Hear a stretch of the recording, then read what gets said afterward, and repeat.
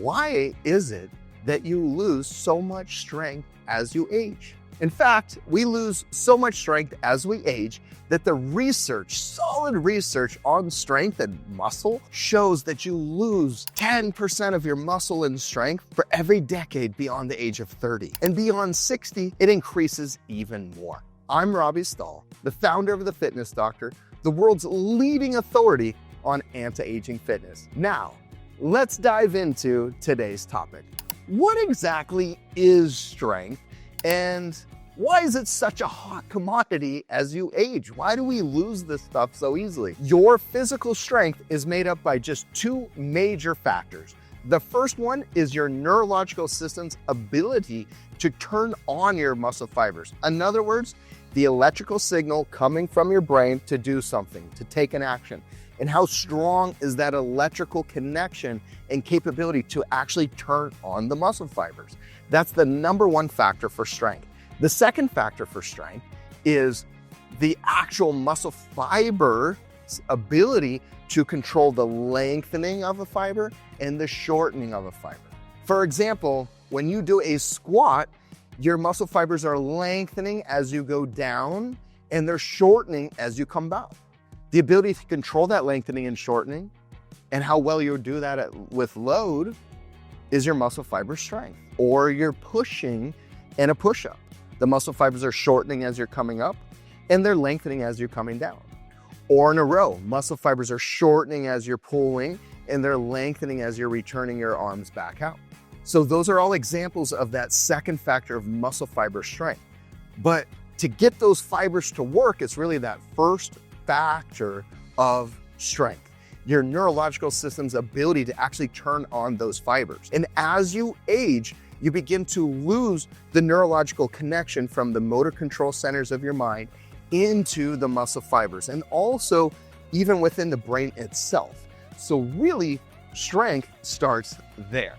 And neurodegeneration, the lack of ability to connect electrically with your body, is actually one of the top 4 reasons for to lose your functionality and leads towards death. The other 3, cancer, diabetes, and heart disease. So what should you do to gain absolute awesome strength and overcome all the 4 biggest things that will expose you to loss of your functionality and death, and do it in such a way that doesn't overage, overstress your body, and lead to even more age-related feelings, which is what most people do with trying to develop strength? What, of course, is the thing that can make the biggest impact on you gaining strength? Exercise. But there's a huge problem here. The problem with exercise is that most exercise enthusiasts and most exercise professionals take the wrong approach for longevity and vitality.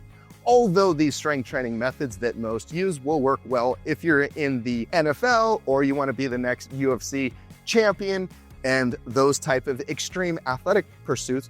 But what about quality of life? What about being able to get on the floor and play with the grandkids? What about being able to hike and move and row and have fun, fill in the blank for yourself? But the point is you want functional quality of life. So the process of getting there should be different than what I call the knucklehead fitness level of training that most expose themselves to. So what should you do? Here's what goes wrong in exercise for most professionals and most exercise enthusiasts, especially as they age. In simple terms, to help you apply this in your own life. What happens is most exercise professionals are recommending increasing load to get more muscle involvement. We call this progressive overload, and it's really important and it's really effective, but there's a big problem with it. Progressive overload, basically, if you lift a 5-pound dumbbell versus lifting a 10-pound dumbbell, what happens with the 10 pounds is you get more neurological activation, so therefore you're turning on more muscle fibers. And if you go to 15 pounds, you turn on more muscle fibers. So as you lift more weight, you'll have to turn on more muscle fibers because muscle fibers recruit on an all or nothing principle. In other words, your muscle fibers are either going to turn on based on load or they're not at all. So more weight, more muscle fiber activation, therefore more results. And although that's true, there's other more intelligent, even advanced ways to get more muscle fiber involvement and get more neurological activation, rewinding your age while not overstressing your body in the same way that the heavier loads will. Because here's what typically happens. As you age, you're already going to degenerate easier. In other words, you're not going to recover as well, and you're going to break down your tissues easier, and you're more exposed to inflammation, and you have those nagging, aching issues that have happened in your body over the last X amount of years that you've lived. So when you take more load, and that's the knucklehead way of just more load, you're going to overstress the mechanics of your body, and then you're just going to make your body more dysfunctional because you start getting into different compensations to try to just move the weight. And this is what creates dysfunction in exercise and a lot of the injuries. I unfortunately had to learn all of this the hard way, but I'm really happy to have learned this, whereas most exercise professionals never do, because now I get to benefit you by having an even better pathway, even better results.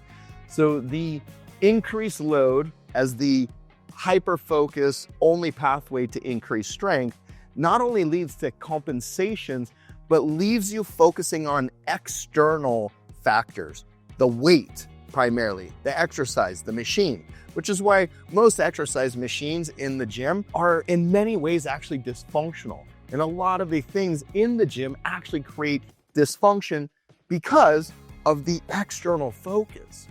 You see, here's the better way. What happens for you to be able to do a movement or have the neurological connection, which is the number one factor of strength, is for you to be able to motor control or have the motor control centers of your mind. Your brain actually has a motor control cerebellum center that computes all this stuff and sends signals into your body. Sharpening that will make you sharper in all neurocognitive functionalities, even other pathways of thinking, because this is one of the number one areas that decline as you age, making you less balanced, making you a bigger fall risk, decreasing mobility because your body feels that it needs to guard because it doesn't feel strong enough and stable enough and coordinated enough to not be guarded. And that's one of the biggest reasons why you also lose mobility. So focusing on strength training in such a way that you have a deep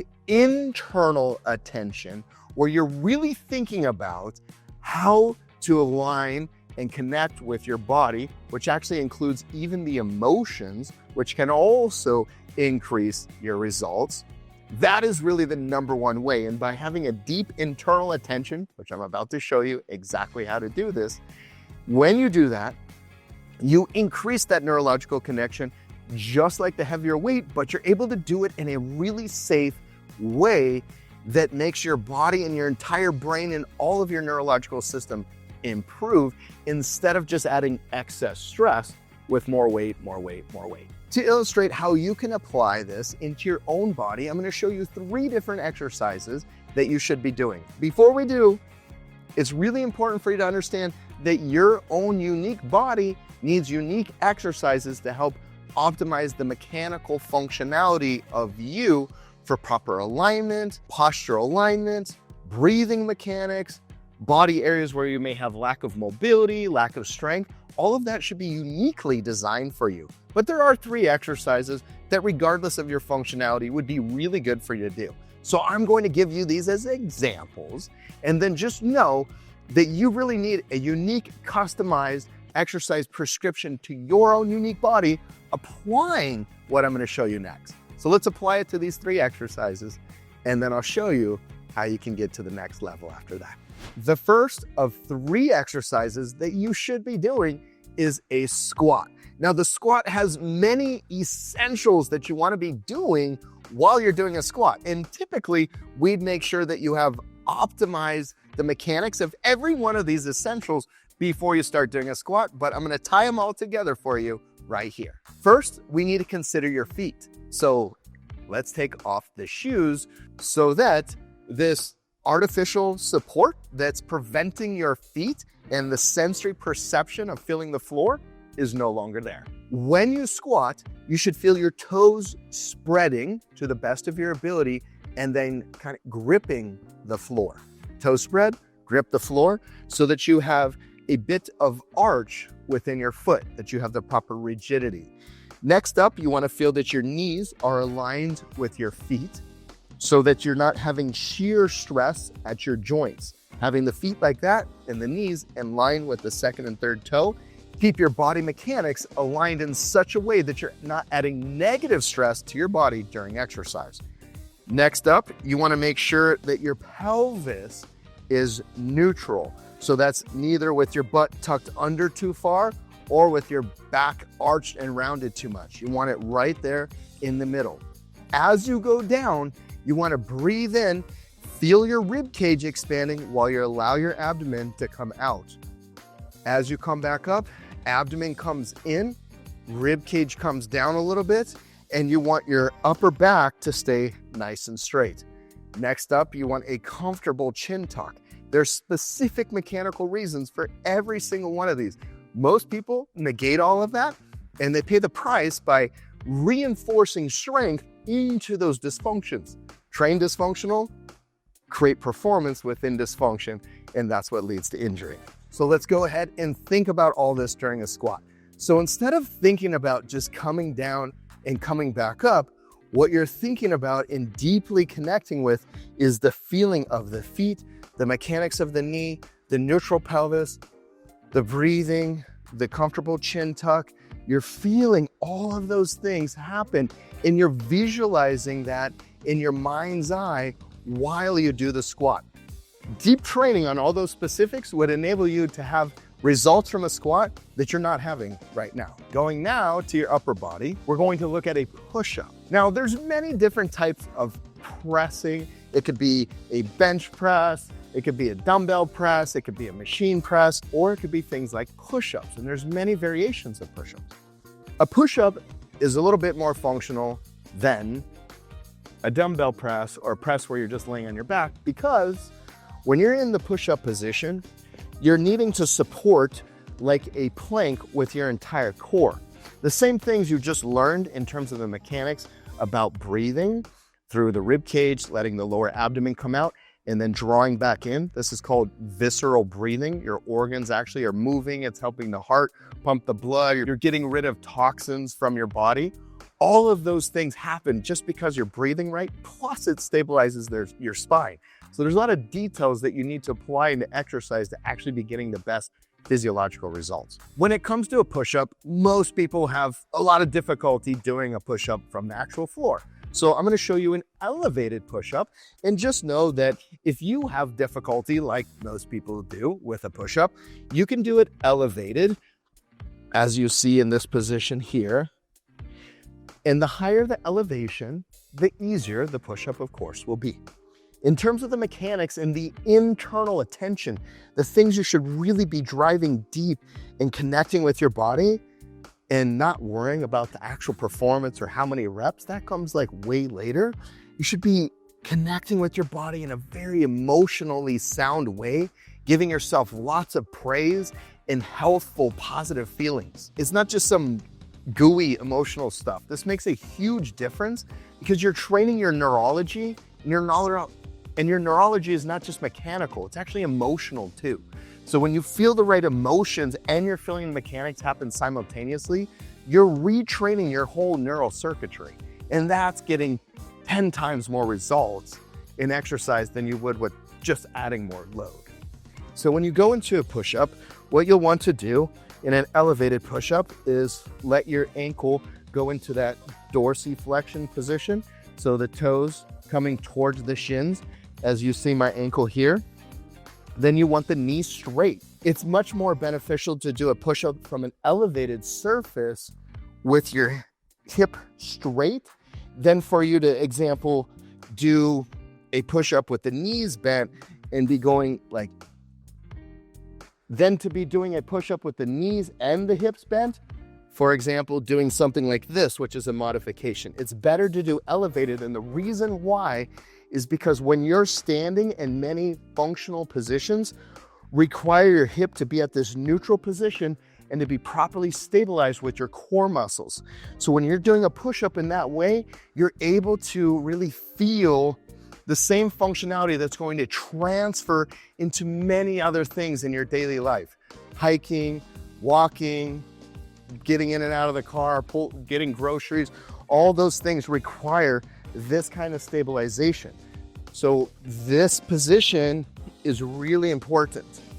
Straight hips. Once you get to the abdomen, this is very important. The pelvic floor, like a Kegel, should be contracted. The abdomen should be drawn in, and your butt muscles should be contracted. That is stabilizing the pelvis, which then stabilizes up into the spine. Abdomen drawn in, upper back straight.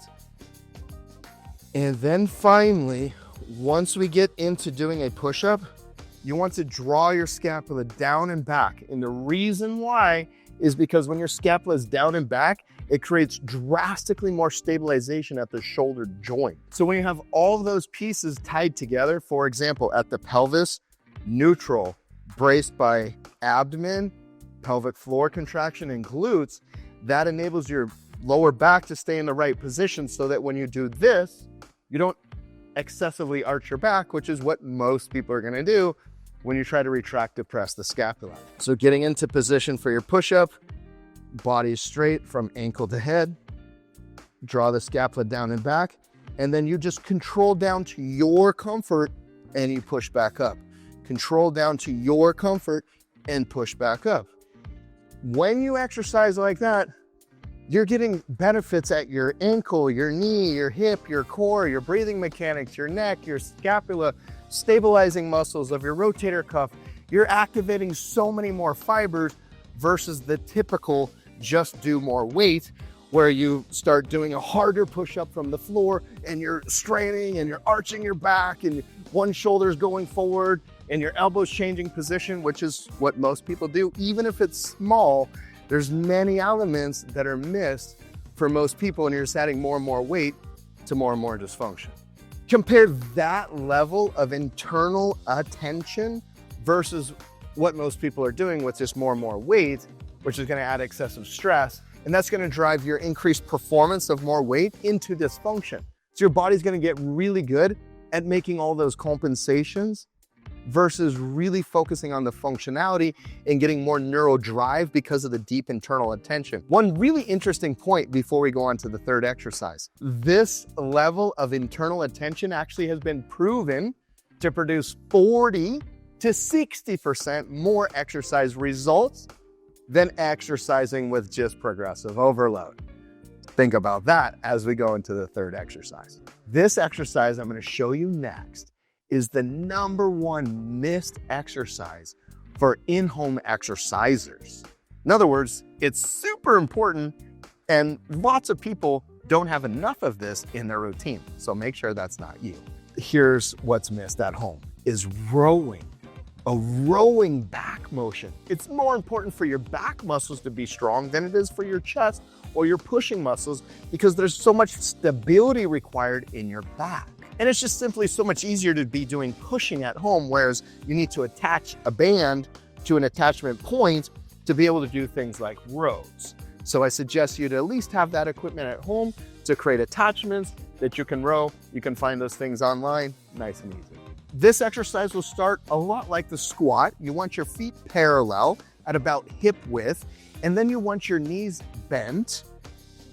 And then with your knees bent, you want to go back to what you learned with the squat and the push-up, which is neutral pelvis. And then you'll want to use your abdomen drawn in, and you'll want to use your butt muscles to help support your pelvis. And then as you go up what we call your kinetic chain, your body's chain, you'll want to keep an upright posture. And you want to keep a comfortable chin tuck. Let me show you what this looks like, and then we'll break the mechanics down a little bit more. So when you go to pull or do the row motion, pelvis needs to stay neutral.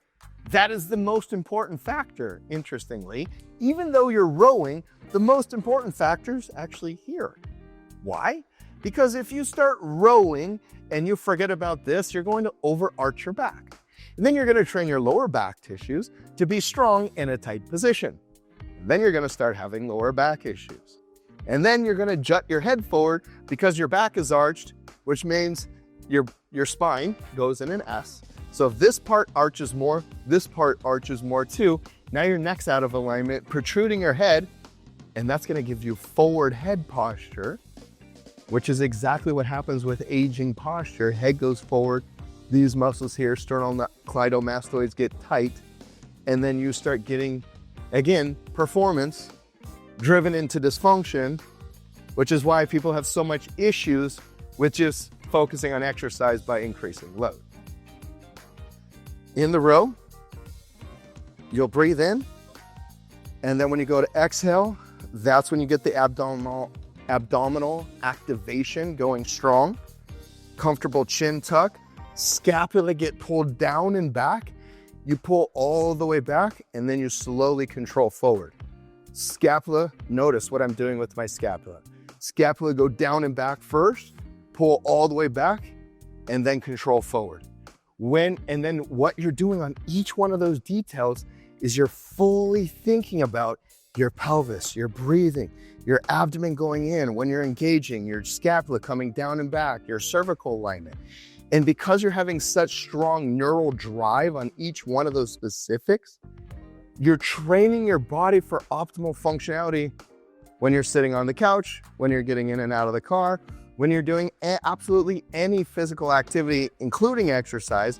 Now you're training your functionality when you exercise and getting yourself strong in those positions.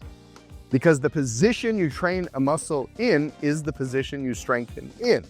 So if you're doing exercise just by adding more weight, you're going to be putting, again, performance into dysfunction, and that's going to make your muscles strong at misaligned, dysfunctional positions, making you feel older, stiff, aches, pains, lower energy, and drastically affecting your exercise, which should feel absolutely amazing.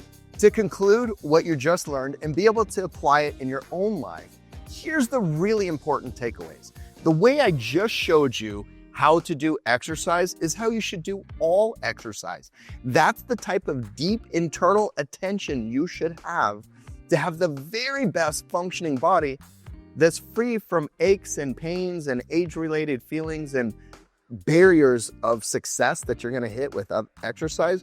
This is the foolproof way, because you mix in those mechanics and that deep internal attention and a level of self-love and quality energy versus feelings of, oh, I'm not strong enough yet. Oh, I need to push more weight. Oh, I need to do more. Oh, it puts you in a constant state of wanting. And this actually affects emotions in your body that will trigger other traumas from childhood, from life, from other stressors. And this leaves more stress and tension in your body by approaching exercise in that way, in just the progressive overload, yearning and wanting more versus deeply connecting with yourself. And that's what we call at the Fitness Doctor Filter 1. It's how we mind-body connect and retrain the sensory perception of how you function first. That is the very most important thing before you do anything else in exercise. I really enjoyed our time together today. And to get more great content like this one that you can apply to your body and your life, and to learn about some of those other things that I mentioned in today's video, make sure you subscribe. Thanks again for the connection we had today. Lots of love to you, and I'll see you soon. Remember, while you're human, you are also unique. So it's important to always consider the specifics of your own body. I hope you enjoyed this video, and if you did, make sure to check out the next one right here. And you can click right here below to subscribe to our channel to get the very best content from our Fitness Doctor experts.